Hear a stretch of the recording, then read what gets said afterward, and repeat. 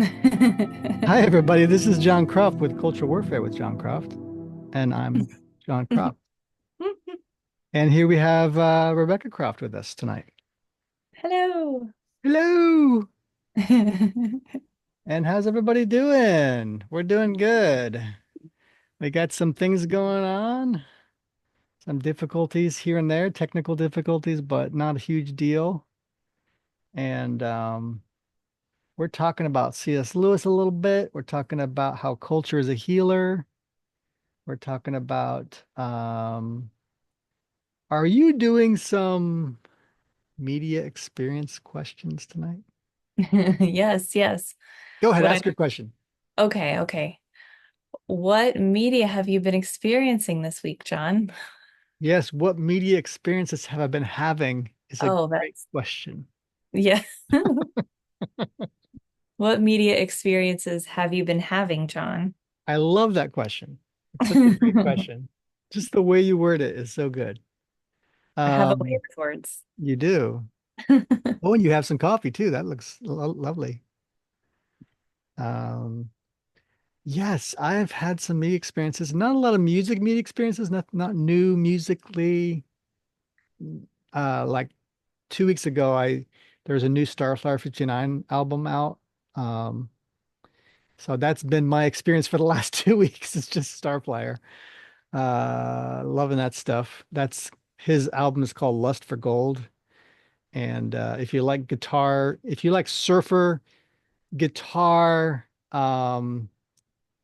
he's not emo, though some people call him emo. He's more like shoegaze. So surfer shoegaze, guitar rock. He's some of the best surfer shoegaze guitar rock ever in the history of man. So if you Yeah, like that stuff, oh my goodness, I love Jason Martin and his guitar work is just incredible. yeah. Um, but also, as the title indicates, I saw Am I Racist?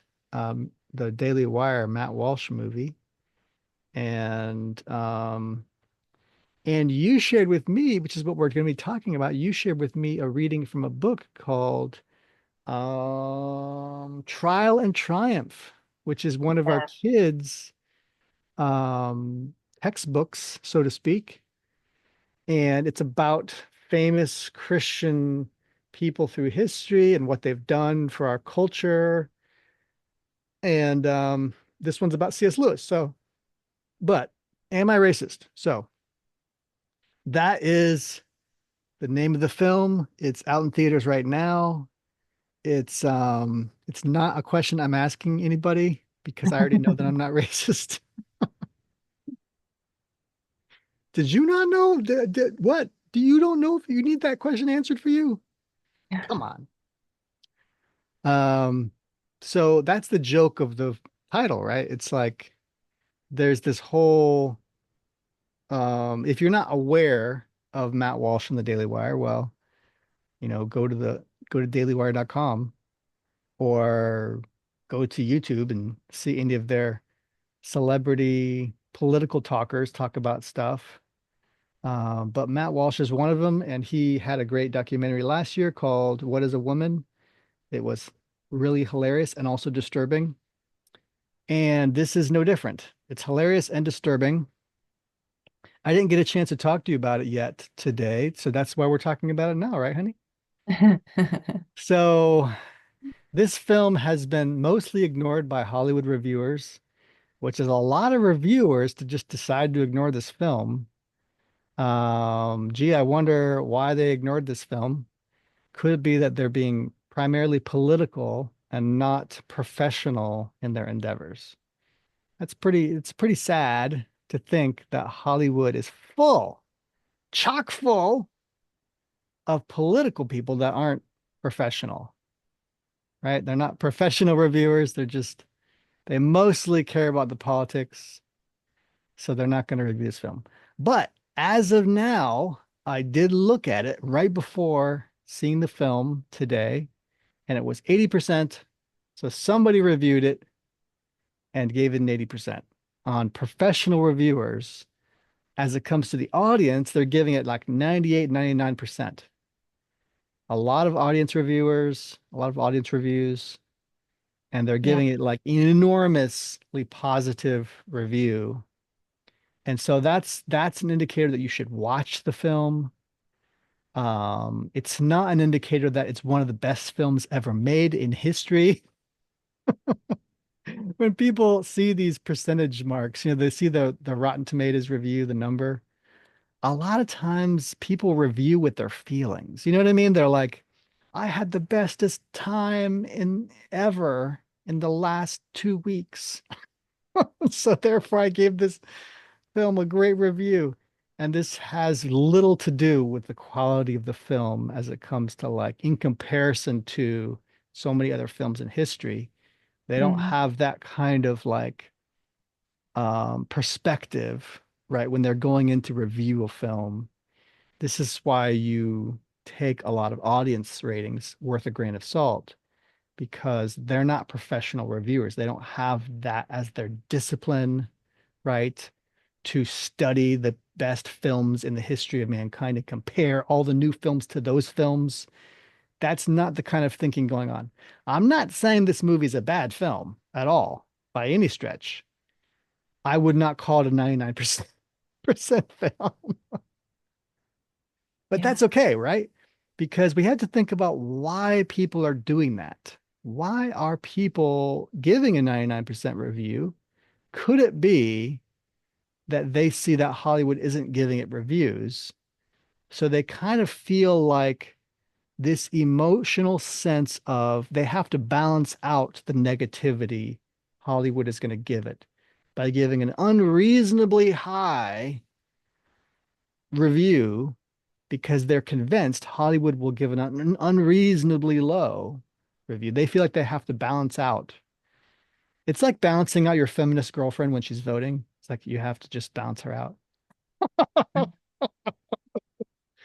just because it must be someone must do it, right? So this has nothing to do with the really, and this is a sad reality of this, is because these things have become so partisan and political and emotional, all of this stuff, people aren't reviewing films anymore based on the quality of the film. They're reviewing films based on how it makes you feel in the moment because you're so happy someone makes a conservative film because Hollywood makes 100 like political films on the opposite side of the aisle to the one conservative film, right? So you're kind of like starved. If you're even like partly conservative, you're like, can I just have one film that represents some conservative values just so I don't feel dirty inside as a human being, So I think that's the phenomenon we're seeing when you see all these ratings and you're seeing what's happening in culture. You're seeing this kind of backlash against these very propagandistic efforts coming out of Hollywood. You're going to see an emotional backlash.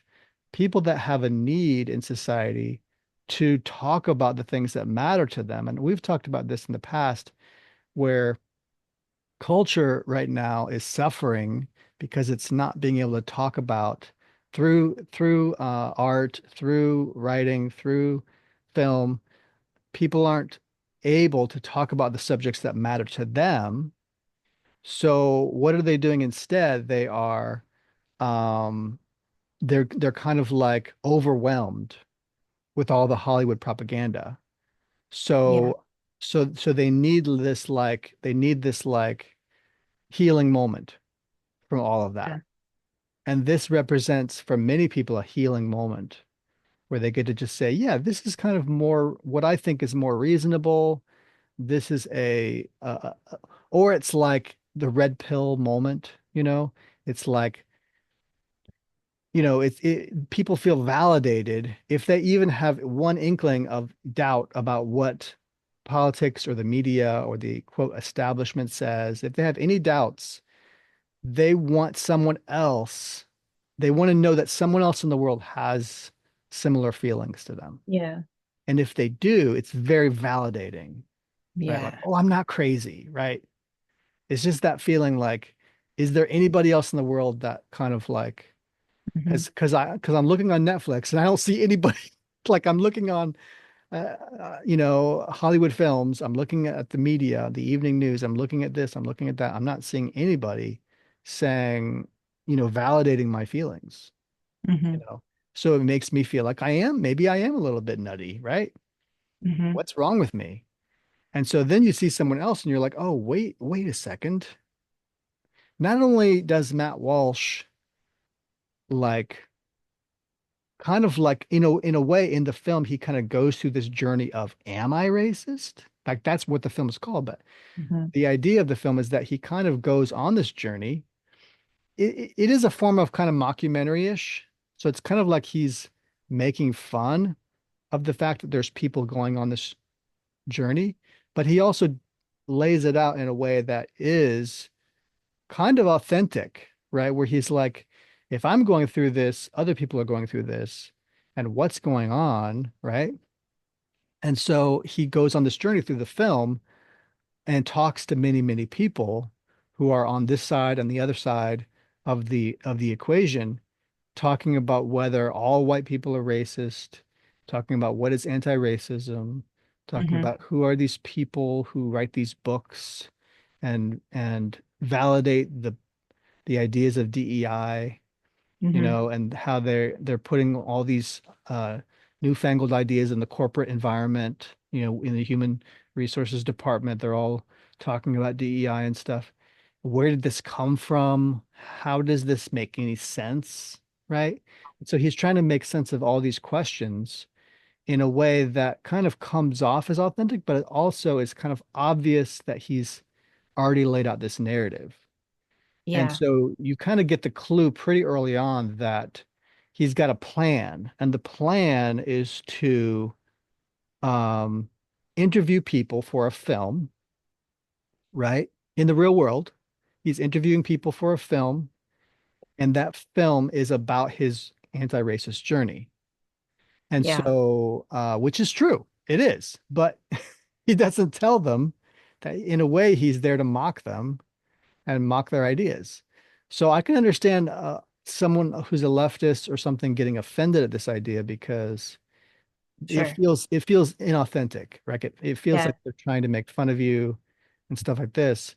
And the truth is they are, because why? Because it's funny, right? It's like all the comedians ignoring all of this huge swath of jokes that could be made of the left wing right now, but they just ignore it. Why? Because they're also left wing. They don't want the left wing to be made fun of. Of course, there's jokes on the right too, right?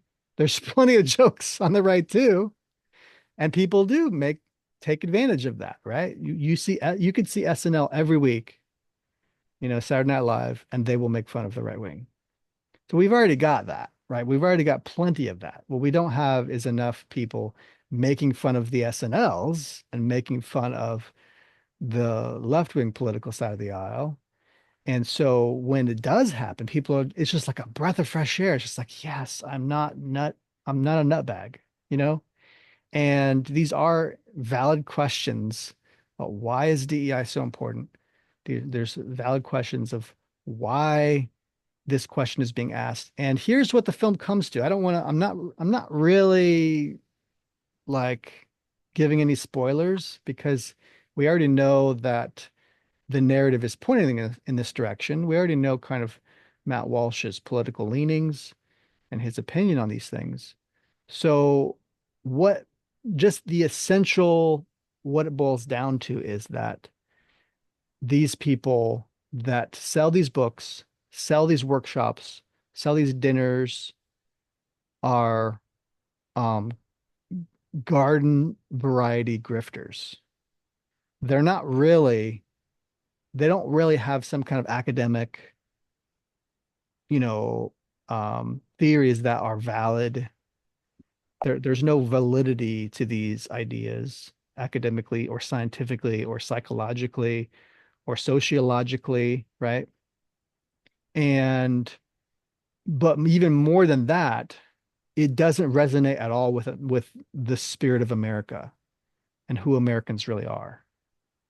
So that's almost even more important because there can always be academic theories, there can always be some school of thought that wants to struggle and has theories about things, and that's totally fine. There's nothing wrong with that. But the question is there validity in our culture that where it speaks to people? And so what you're having then is a discussion about one side of the political aisle versus the other, and one side of the political aisle does not resonate with this theory. And then the reasoning is presented about why it does not resonate right with the right wing, you could say the right wing. And then you're left to wonder what? You're left to wonder why does it resonate with the left wing? And here's the only conclusion you can come to is that they're gullible. And because the whole question of DEI is one of theories don't always have to theories that are presented such as anti-racism or cultural what is it called? Critical race theory. That's the word. Theories such as critical race theory aren't necessarily all presented because they are great theories. Oftentimes they're presented because they resonate with the listener. In other words, it's like um, it's like a back in the day when we're telling stories over campfires, right? You want to tell a scary story over a campfire. And you have to understand what your objective is when you're telling a scary story. Your objective is not to tell a good story, it's to tell a scary story. That means it's about getting a reaction from the viewer. And if the viewer is scared by mice as opposed to snakes, right?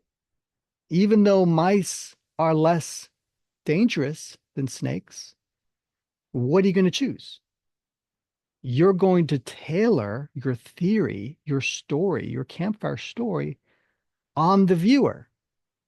You're going to tailor it for your audience. And whatever makes your audience jump and freak out when you give that campfire story is what you deliver to them, right? So it has nothing to do with good storytelling. It has nothing to do with academia. It has nothing to do if this is a valid theory. It has to do with how gullible your viewers are. If they're really gullible, they will believe these theories because they're probably scared more than anything about being called racist. Well, I would say too, like, is the point to play into their fears that they already have? Exactly. You're Yeah. playing into the fears they already have. And because they're so paranoid or afraid of that scenario, right? Of being presented with a scenario in which someone calls you racist, and you're so utterly terrified of that and what to do in that situation, you will do anything to prevent that from happening, right? So the question then is, how do I come off as not racist if I'm a white person? That's so you want to go on this anti-racist journey and everything you can do. You want to hear from all these really important quote experts, on how to do that because you don't ever want to be in that situation. So these are the fears that some people have. And you know me, honey, I've already been called these kinds of names. Literally in Hollywood. You remember that when I was in, this was before all this thing with Trump 2016 and all the craziness of 2020 Oh, and all I that remember. stuff. Yeah. Remember this? This is when Yeah. it was happening. This was when these racist ideas were in its infancy, literally in LA. And what happened? It was literally a guy who was handing out CDs because he's a musician. Hmm.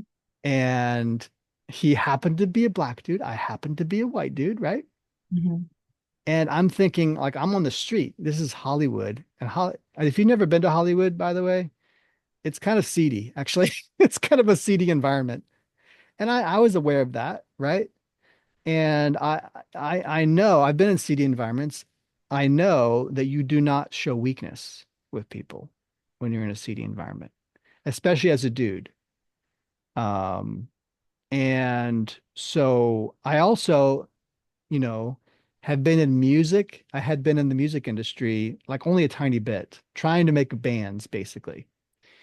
And, having known enough about the music industry to know getting your LP or EP or single out there to anybody is a privilege. It's a privilege. If someone happens to listen to your CD, you should be thankful that they even listened to your CD, right? If they're from a record company or whatever. So I'm thinking, this guy doesn't know who I am. I could be an executive from Capitol Records. He doesn't know me. So what is he doing? He's shoving CDs in my face. And I look at him like, I don't want your CD. I didn't say that, but I looked at him like, I don't want your CD. And then he shoved it in my face more. And I took it because he was handing it to me, right? And I took it and then I gave it back to him. I think I gave it back to him. I didn't like throw it on the ground or something, but I like gave it back to him and I said, no, thanks. Something like that. Yeah. And he immediately got offended and started yelling into a crowd of hundreds of people that I was a racist, into a crowd. I'm like, really? You believe this guy? Because I didn't accept you know, his demo tape or whatever. It used to be demo tapes before that. That was the story, by the way. If to go to LA and hand out a demo tape, and you could get a radio executive or somebody grab your demo tape and you know, and then you could become rich and famous and all that. These are like old stories of like, you Yeah. know, but I knew enough about it to be like, dude, what does it matter where you came from, right? The point is you're being rude, and I'm under no obligation to listen to your dumb music. So, just the fact that you're being rude about it, I'm not going to listen to it. Does that bother you? Sorry. So this is kind of how it worked for me. I understood that at that point, that the reason he did that is because it works. He gets people outraged, and then they become ashamed, right? If they happen to have this fear, oh, I'm so afraid of someone calling me a name. If they happen to be afraid of this, have this fear, then they will immediately recant. Oh, I'm so sorry. I will take your demo immediately. Let me listen to your demo, right? And so, of course, I didn't do that, but I realized then at that moment, oh, there's something in the water in Hollywood, in LA, where this racial thing is becoming a thing. It's absurd, but nevertheless, it's in the water, right? So that's probably like 2014 or something, 2015. I don't know. But it was back then, right? And so now we're seeing, what is it we're seeing? We're seeing people who have been so petrified of this notion that a whole industry of grifters are taking advantage of them, right? Thousands and thousands of dollars. One of these scenarios in this movie, Am I Racist, was a bunch of white ladies who paid this team of speakers, I think $1,200 or $1,500 to go to a dinner and be told that they're racist and go, yes, yes, yes, and agree with them, you know, and be told how terrible white people are and terrible America is and how we're corrupt to our core and inherently racist and all these things. And these poor ladies are probably so, I guess, blessed and privileged that they feel this internal guilt, right? And I remember people talking about this years ago that a privileged society like ours at some point feels that it has crossed this threshold of I do not deserve this to such a degree, like we've become such a privileged society that we realize we did nothing to deserve this. And therefore we actually start feeling guilty for like I have a nice car, or I have nice clothes, or I can have a good job, or I can go to college at Yale or something, you know? And so they feel this sense of it's called imposter syndrome, Mm. where you feel like maybe you've been blessed with something, some opportunity, and you feel like I don't deserve this to such a degree that I feel bad about myself. And I think that many of these white ladies, and it's, you know, it's not just ladies, it's a lot of white dudes too, where they're like, you know, they're buying into this whole grift because they're afraid of being called that. And they feel like, well, maybe maybe this is why I feel like an imposter. Maybe this is why, right? I have this, I don't feel comfortable in my own skin, right? Like quite literally, you know? Of course, I don't feel this way. I think that obviously I think the West has been very blessed, but as a Christian, I don't feel that physical blessings are the same, are really blessings. In fact, I feel as a Christian that physical blessings can be kind of a curse in disguise because then you start thinking that this means you're a good person. And then you get this whole complicated set of feelings, like including imposter syndrome, that can come with that. And so you have to kind of transcend the idea that you are being blessed for some reason connected to who you are, right? Many people can be blessed for nothing that they did, and they can be cursed and harmed for nothing that they did as a Christian. That's the message in the Bible already, very clearly, right? And if we're not reading it and we're not aware, we don't understand that the grace and mercy of God is the only thing that gets us to heaven. It's through nothing that you did, right? So this idea that, oh, I do good things, therefore good things come to me, this is all a fallacy that Christianity disproves. So this is why many of these people are lost and aimless and they feel guilty because they've never been presented with the true gospel. They've never been presented with the reality that you're right, you have done nothing wrong to get this, right or wrong to get this, right? It's true that lots of times, you know, you can be smart, you can be wise and make wise decisions and then get blessed from that. But that's not actually a blessing. That's just the natural results of certain behavior, right? Like if you treat people badly, they'll probably treat you badly. That's a natural result.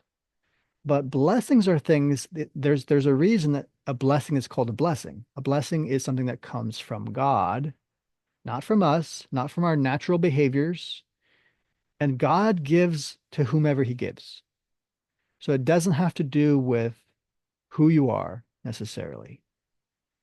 Um, and he does want to reward good behavior, but often, like the story of Job, he will deliver to us things that we do not deserve. And, but guess what? We really don't deserve anything good either, right? So we can say, well, I didn't deserve all this bad behavior, but the truth is you didn't deserve anything. You don't deserve anything good either. So we have to stop looking at things that way. Just plain stop looking at it that way, you know.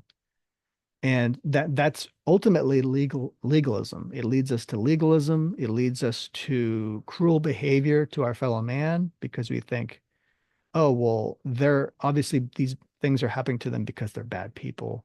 We start judging our neighbor. We start treating other people harshly. If we believe in those ideas, we start to divide between, oh, good people and bad people. And now I can judge people based on if they're good or bad. And Christianity is supposed to dispel all of this. If you have trouble with it, you really aren't aware of what the Bible is telling us. And so you have to be far more aware. Like if you just maybe read Romans and Galatians, a lot of this stuff is like, oh, right? Like I shouldn't believe in this stuff. Galatians talks in many ways more about the law and how we're supposed to be free from the law. But that's just a very short epistle, right? So it's like, well, you're going to need a lot of history to really undergird it. Romans kind of lays things out very clearly in step by step form, how the difference between Gentiles, Jews, the law, those who have freedom in Christ, how salvation works, right? And and then what do we have before that? We have the literal gospels, right, which is what Christ did for us and what he taught us very quite directly. And then before that, we have why do we need Christ? You know, guess what's coming? Christ is coming soon. And then everything will be changed. And that has been so true. So I know I'm like taking am I racist to these degrees, but the truth is our society is the way it is with all these grifters and people believing it and falling for it, because they don't know the gospel, you know. And so there's no, and also if you're on the other side of the aisle, right? If you're someone who's maybe you happen to be African American or you happen to be whatever, you're not white, let's say, and you don't you think that all white people are racist, all these things. Well, you need the gospel too because Christ tells us to not look at our neighbor that way. Christ tells us to, first of all, take care of your relationship with God yourself, right? By repenting, and then come to your neighbor with love, because their life has nothing to do with us before God. So we don't know their personal inner life with God. And in addition, a good man can fail and a bad man can repent. So this is what is talked about when it talks about how we shouldn't judge our neighbor. It's talking about judging them in eternity and saying you're going to hell because you did this one thing. Well, that's not just not how the gospel works. So it's a fundamental misunderstanding. When we judge our neighbor, it's a fundamental misunderstanding of who God is, right? Quite often, God is humiliating the devil by saving the worst sinner, like Paul. Someone that Satan says, "Oh, Job will never. If all you do is take these things away from Job, he'll turn away from you and curse you." Right? This is the gamble Satan and God makes with each other quite often. And God makes a fool of Satan every time. And says, "Guess what? Job didn't turn from me. And now I'm going to bless him twice as much. You're welcome." And he can do that to all of us, right? And then the most pure looking person, right, ends up to be the worst sinner. So this is why, we have human eyes. We don't have godly eyes. So when we're judging our neighbor, we're judging with human eyes. And God says when we judge others by a certain standard, God will judge us by the same standard. So be careful by what standard you judge your brother, right? It's not that we should never judge people in any way, right?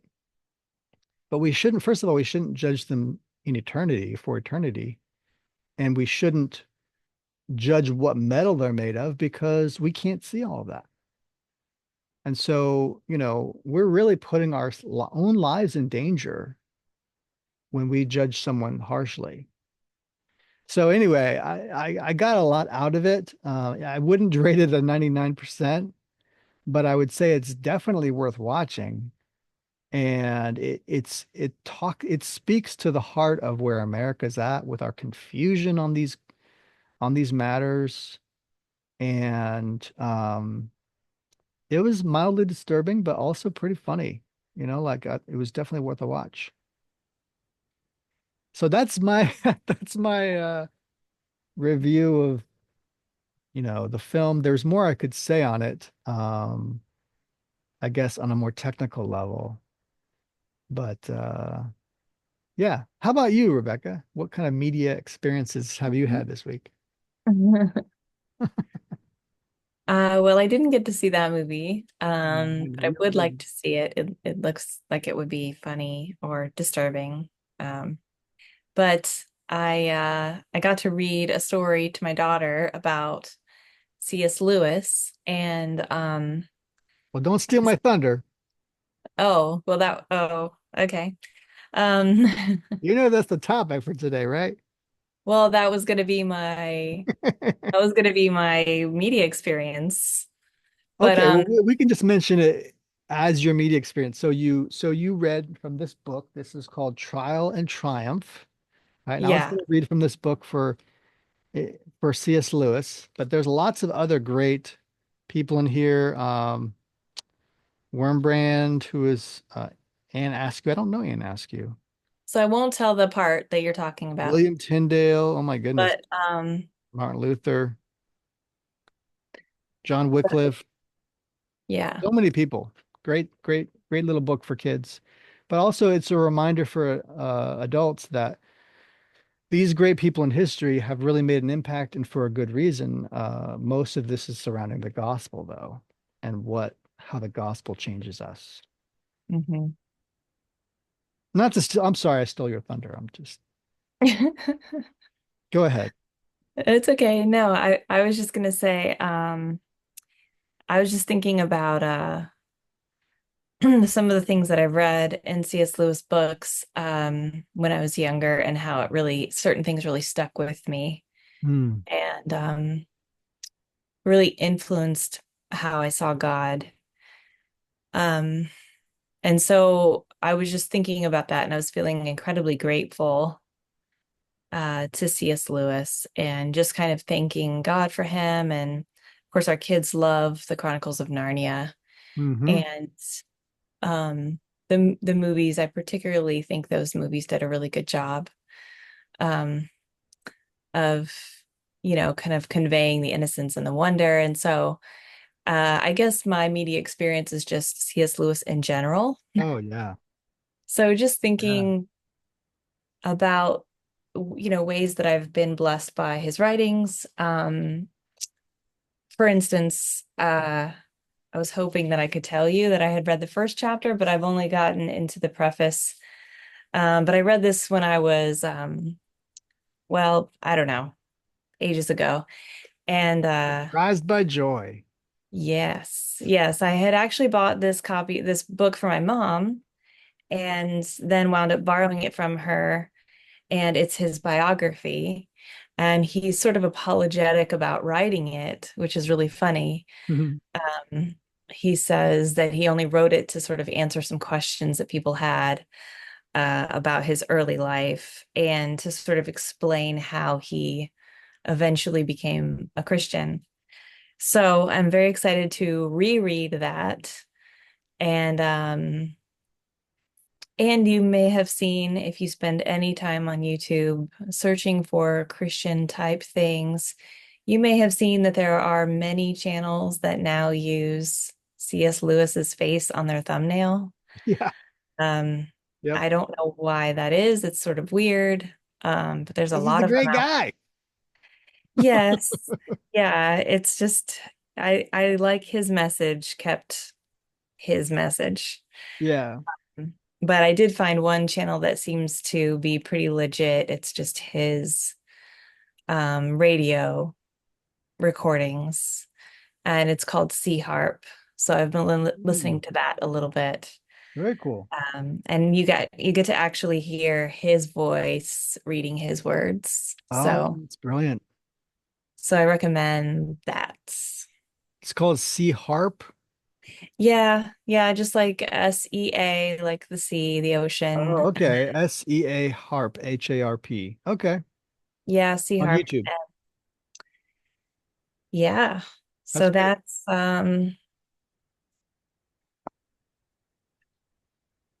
Yeah, actually, yeah, we're going to get into that next. So, yeah, let's get into that. the topic is how C.S. Lewis helped us heal through culture. So, and when I mean us, I really mean at the time during and after World War II for the UK, for people in the UK. But by extension, he was very helpful to the US as well. And so I thought this story was great because first of all, we love C.S. Lewis, we love his work. Um, I was mostly I was not one of the Narnia fanboys growing up, although I did like Narnia. I'm not saying I didn't like Narnia. I just preferred Tolkien, but also I loved the Cosmic Trilogy. Hmm. So I liked the Cosmic Trilogy more than Narnia. I'm Hmm. one of those people. And I also wonder like why they haven't tried to make the Cosmic Trilogy. Just think that'd be brilliant if someone tried. Just attempting these things is worthy. You know what I mean? It's Like so. cosmic. Well, that's what they called it. I guess some people call it the Space Trilogy, but Hmm. I think we need the kind of Christian artists and do-gooders out there who are like, no, we can do this, right? Because if you've never read the Cosmic Trilogy, you don't know how difficult something like Paralandra might seem to accomplish, but it takes a creative mind, right? It takes a creative person to come up with how to do Paralandra, and for a variety of reasons. But just the planet of Paralandra, how you would accomplish that. But it would be such a worthy endeavor, though, that it would be worth it. Like it would be so worth it just to try accomplishing that.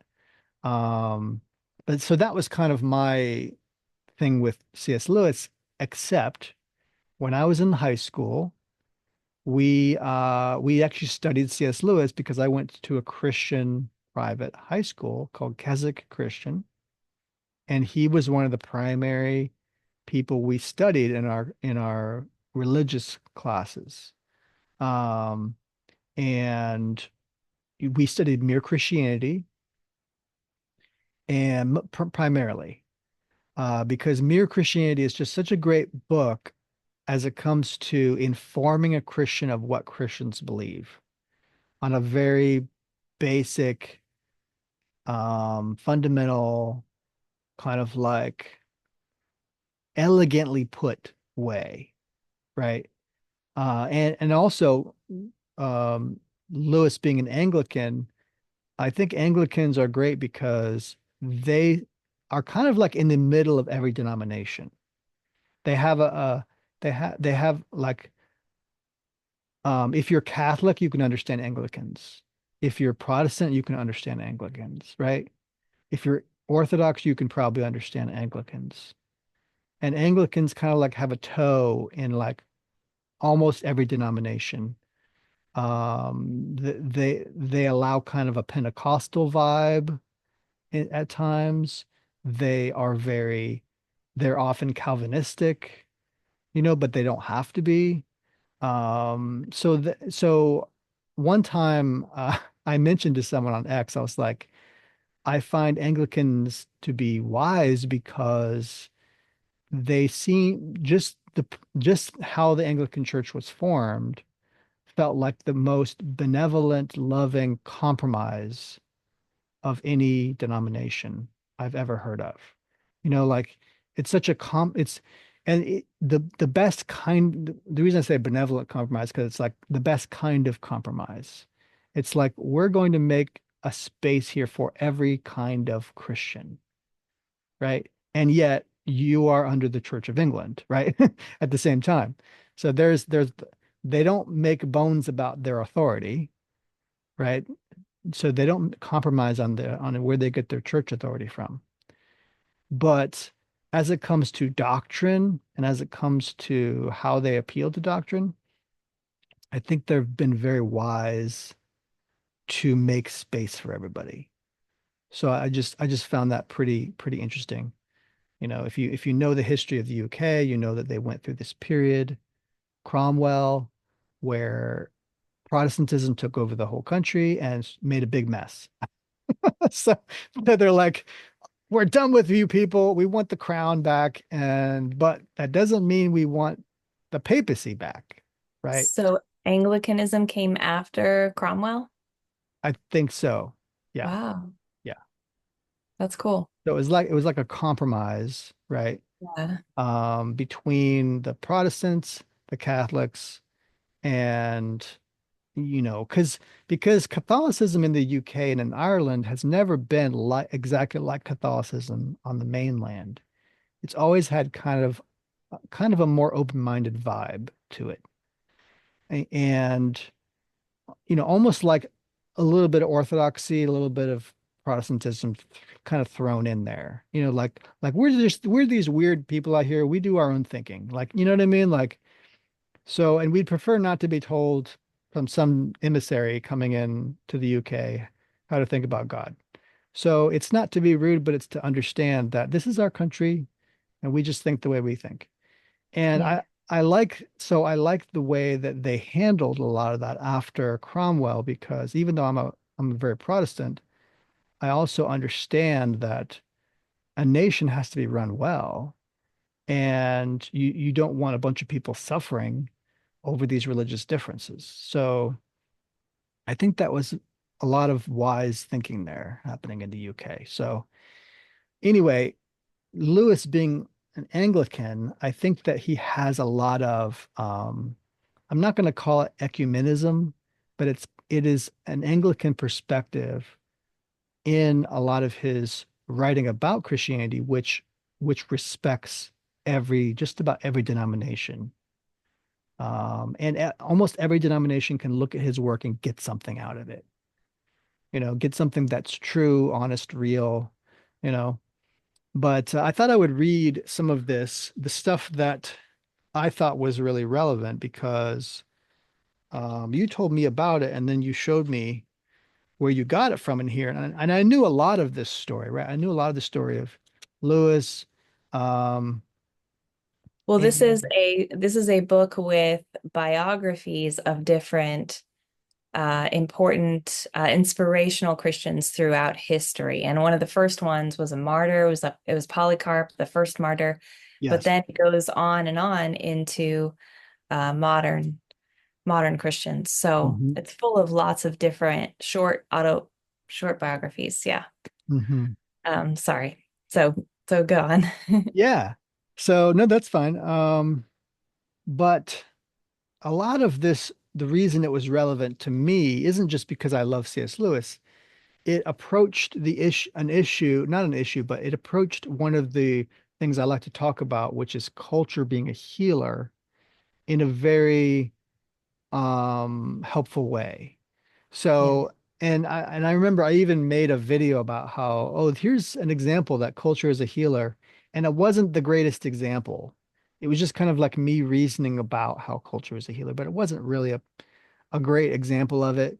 And I realized I needed to kind of touch on that issue again, because I can understand people saying, well, you're saying culture is just as great as God, or you're saying culture can do all these great things and culture's not even, close to Christianity or whatever. It's like, yes, I understand that. But I want you to understand what I see when I think of culture. And culture as a healer, you can go to a hospital and heal. You can eat good food and heal. And you can also get good culture and heal, right? So this is not meant as some kind of um, shocking statement, really. It's kind of patently obvious when you think about it.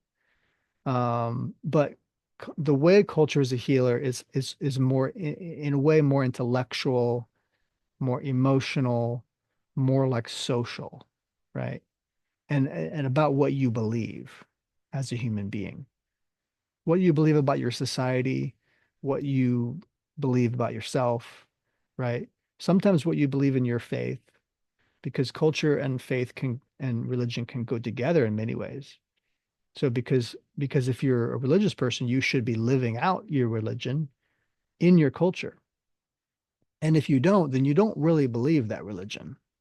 So you're not an authentic believer in those things, because your religion ought to change your life in many ways, and how you behave, how you live your life.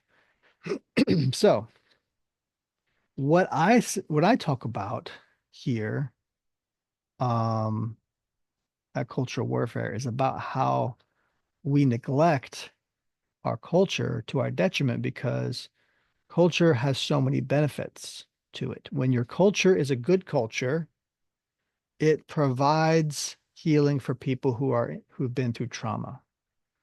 So it reminds you of what you believe in your culture.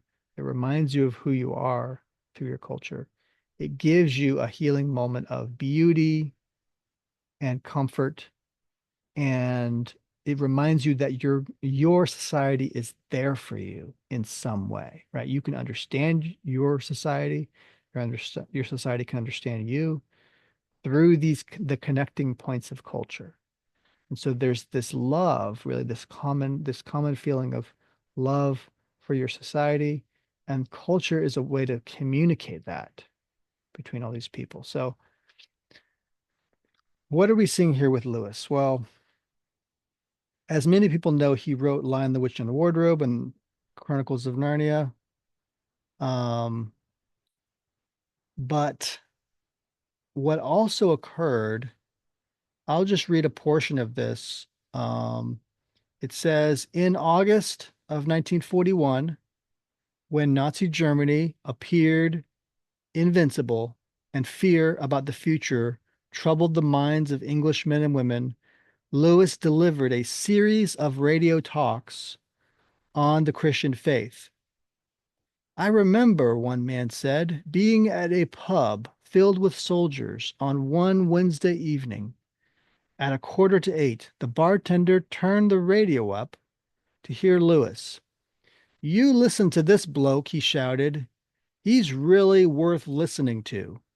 And the soldiers did listen attentively for the entire talk. With his rich voice and quick wit, he defended Christianity logically and convincingly, urging people to follow Jesus. If you look to yourself, Lewis told his radio listeners, you'll find in the long run only hatred, loneliness, despair, rage, ruin, and decay. But look to Christ, and you'll find him, and with him, everything else thrown in.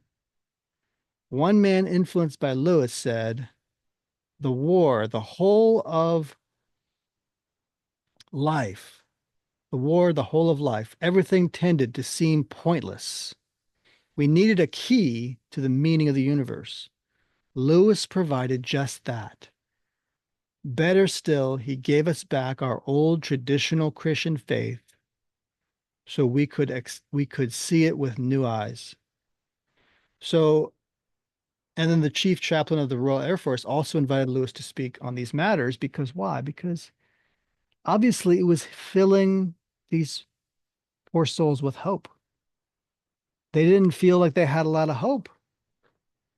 And so this is a healing moment for so many people when they realize in the midst of all this trial, this darkness, this misery, this seamless emptiness, that a person can speak on a radio show or can write a book the way he did, wrote so many books, or a movie could be made about their works, or a discussion could be had about these subjects that remind us what we believe, remind us who we are, and that can give you purpose. If you don't share those beliefs, can give you another purpose and perspective that can give you more depth.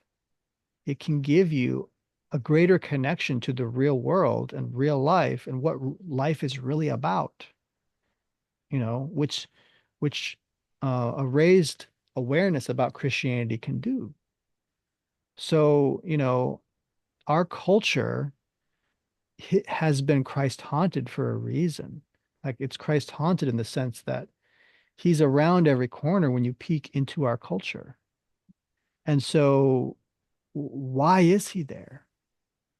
And when our cultures have survived such terrible situations like World War I and World War II, and so many of the other more recent wars we've gone through, when you have a reminder that somebody loves you, that there's people in your family or in your culture or people in heaven, and that there's a God who loves you, Yeah. These things don't need to overwhelm you.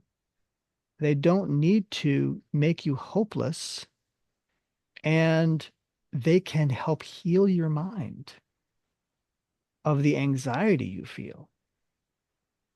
And so this is done through culture. It's communicated through culture, right? It's reminded to us through the radio and through many other sources of media that, and it isn't just about Christianity, right? It's about values that we need that make humankind worth fighting for, right? So humankind is not just a bunch of animals running around aimlessly doing dumb stuff. No, that's purposeless. That's devoid of any real purpose, right? And you have to be incredibly ignorant of our history and of our literature and of so many other things in the sciences and the arts to say all of this is meaningless. It's devoid of any knowledge about like how all these things came to be and their relevance to our lives. So, C.S. Lewis, obviously, he is an academic. He's a writer. He's an imaginative person.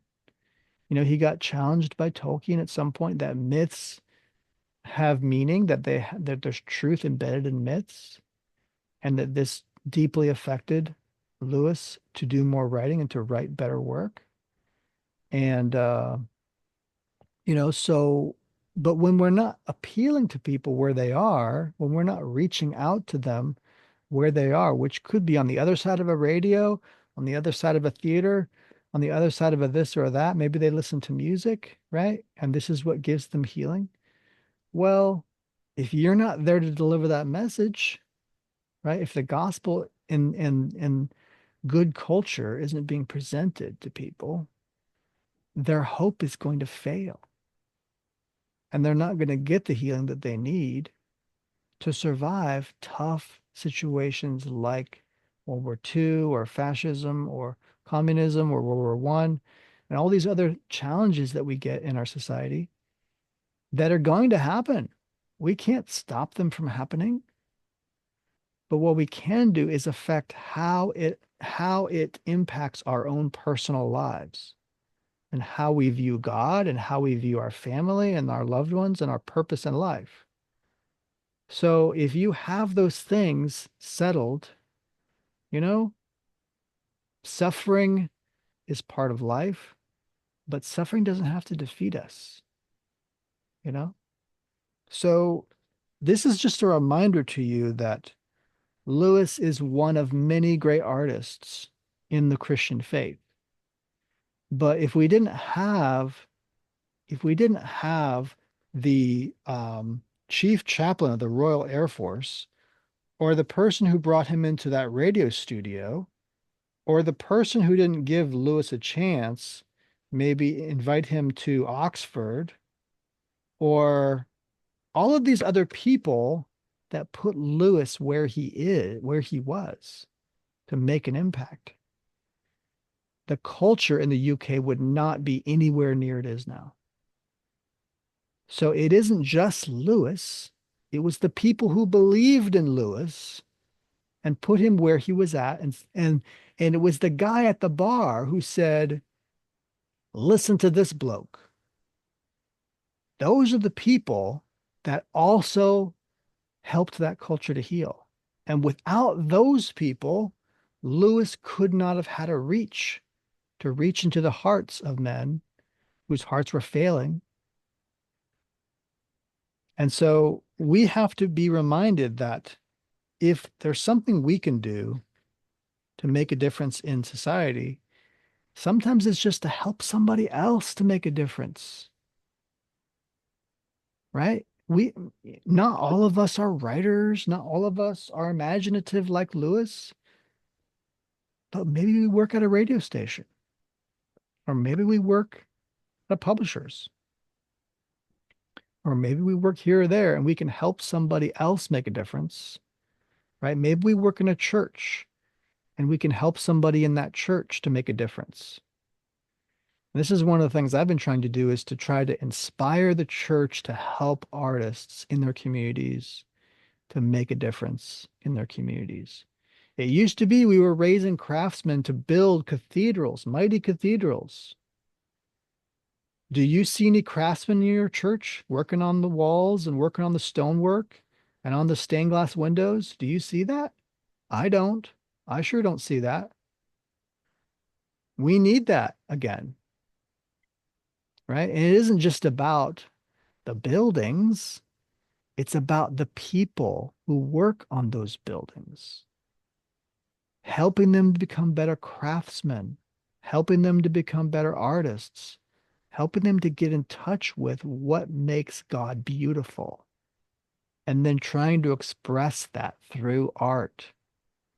To do what? To reach the people who don't see the beauty. They don't see the beauty in the church. Can you listen to that statement? They don't see the beauty in the church because it's not being beautified by artists, right? So this is not some kind of mystical, weird statement. It's very clear when a church sees the beauty, it's going to be building beautiful things. It's just natural, right? When you see the beauty, you want to express that beauty. And we're not seeing the beauty. So this is a problem in the Western church. We need to do something about it. But there's good people out there, right? There's good people out there making a difference.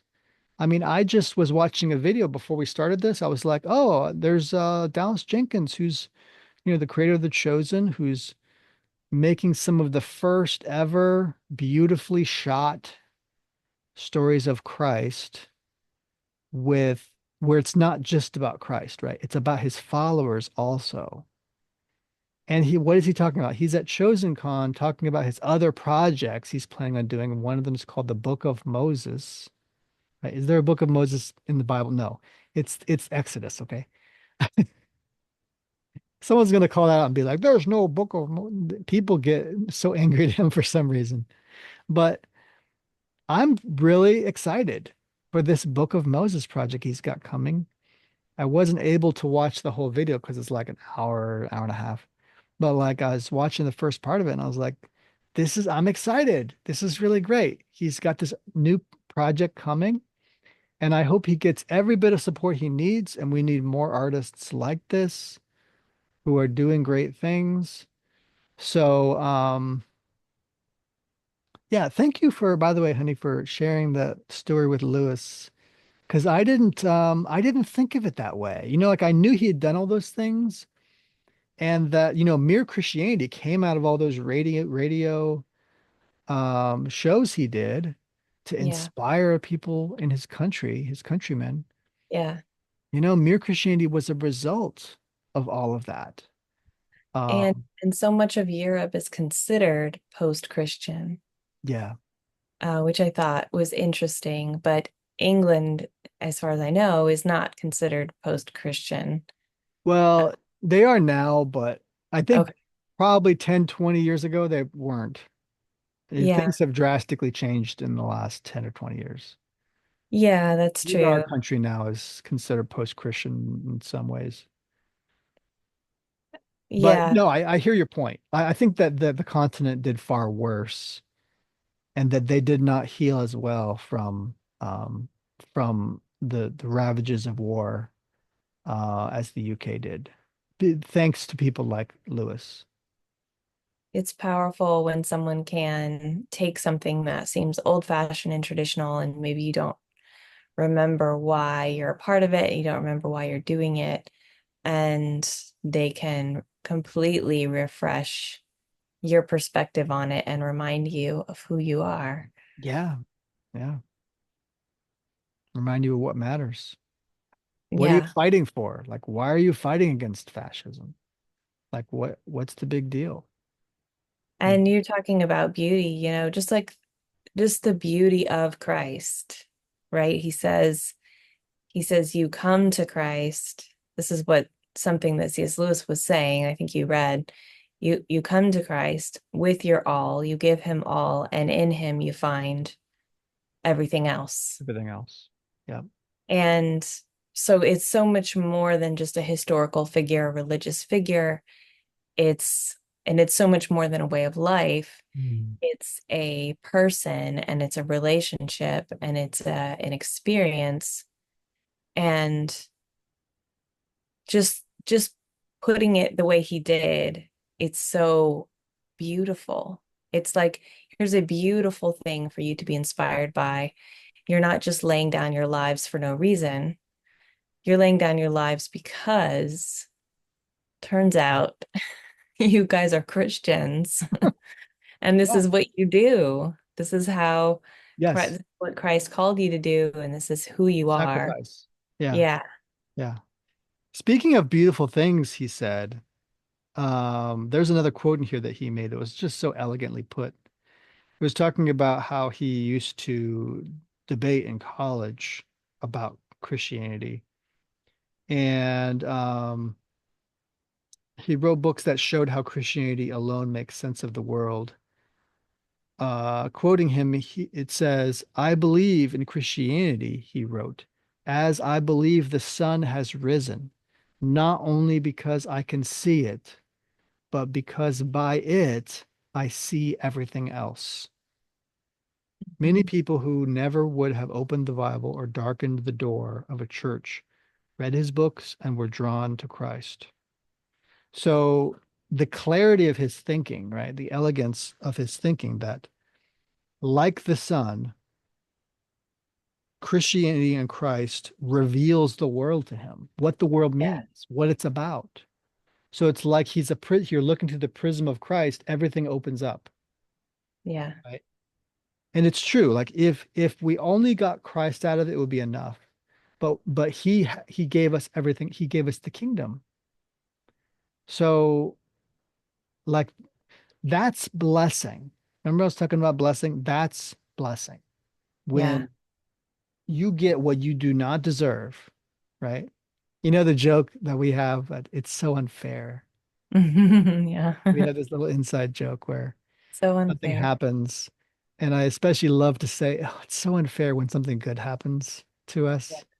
And I'm just like, "Ah, it's so unfair that Yeah. this is happening to us, right?" And so when bad things happening to, yeah, we can say it's so unfair, but it's not as fun. Yes. Because the truth is, it is unfair, and God is making an incredibly wonderful, beautiful, unfair world Mhm. where His creation can benefit and be blessed by God's beauty, even though we don't deserve it. And how unfair is that? Mm-hmm. Yes, this is Yeah. grace, the Yeah. unfair, unmerited love and favor of God. Amen. Amen. So good. So, guys, if there's a problem in your neighborhood, someone's throwing a demo tape at you and calls you a racist, remember Christ forgives you. And and those people need to get some Christ in their lives and be forgiving and love their brother in Christ, because it's not easy for any of us, right? Like this world is a hard world, sometimes unfair and unforgiving, but thank God, He forgives us in an equally unfair way. If we got what was fair coming to us, it wouldn't be very pretty.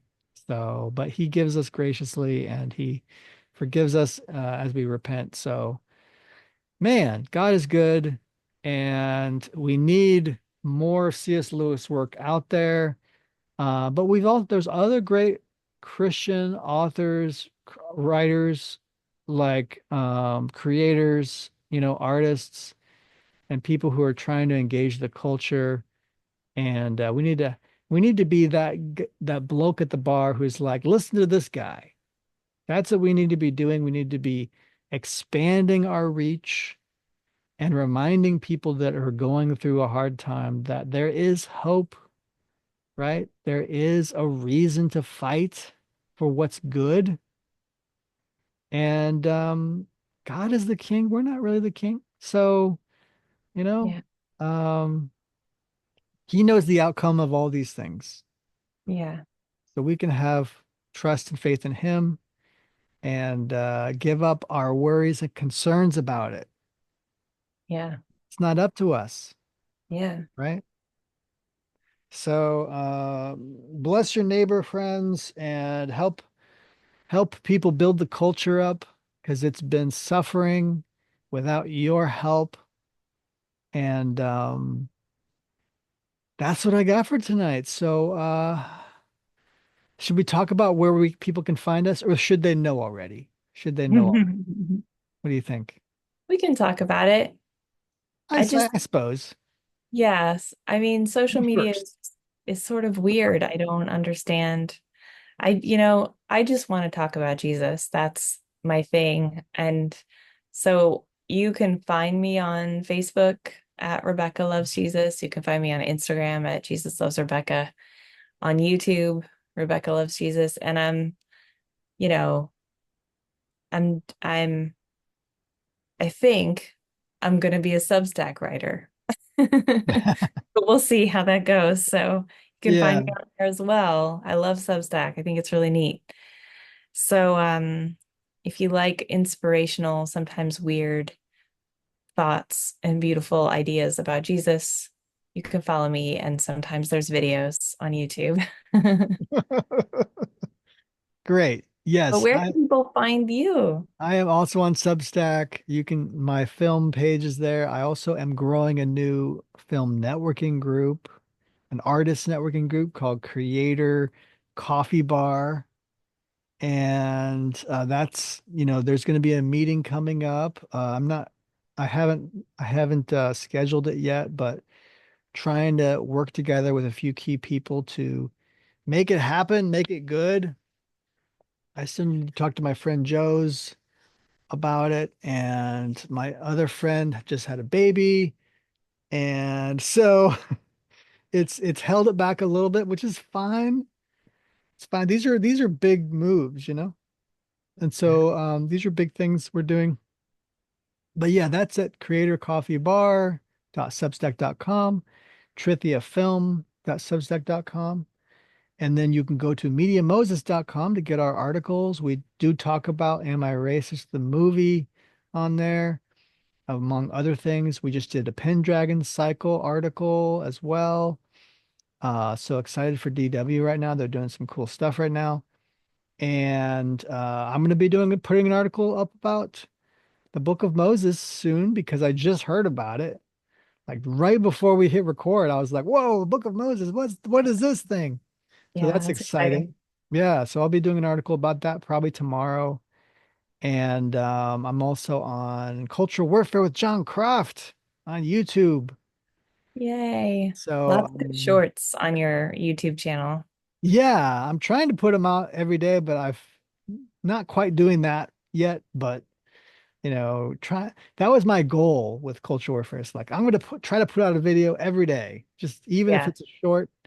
And no, I was I haven't been able to do that yet. But that's a big goal. Like it's an achievement to yeah, do that, So I don't feel bad about not being able to achieve it yet, but it takes time, so but we're having fun doing it and getting a lot of things done, and it's pretty cool. So thank you for listening, and stand up for the culture. Mhm. All right, everybody. Good night. Good night.